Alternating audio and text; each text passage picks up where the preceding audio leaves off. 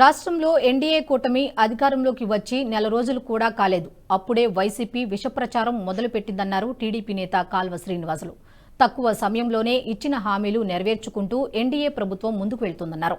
రాష్ట్రంలో తాము అధికారంలోకి వచ్చి ఇసుకను ఉచితంగా అందిస్తున్నామని తెలిపారు.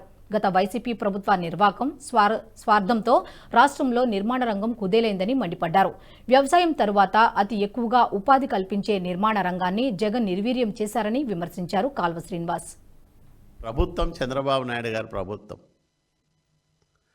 అదే రకంగా ఈరోజు ఇసుక ఉచితంగా అందజేస్తున్న ప్రభుత్వం చంద్రబాబు నాయుడు గారి ప్రభుత్వం, ఎన్డీఏ ప్రభుత్వం.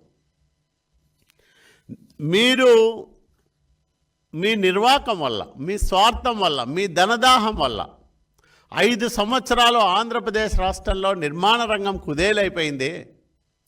వ్యవసాయం తర్వాత అతి ఎక్కువ మందికి ఉపాధి కల్పించే నిర్మాణ రంగాన్ని మీ నిర్లక్ష్యం కారణంగా, మీ స్వార్థం కారణంగా ఎంత ఇబ్బందులు పాలు చేశారో కల్లారా చూసాము, అనుభవించాం.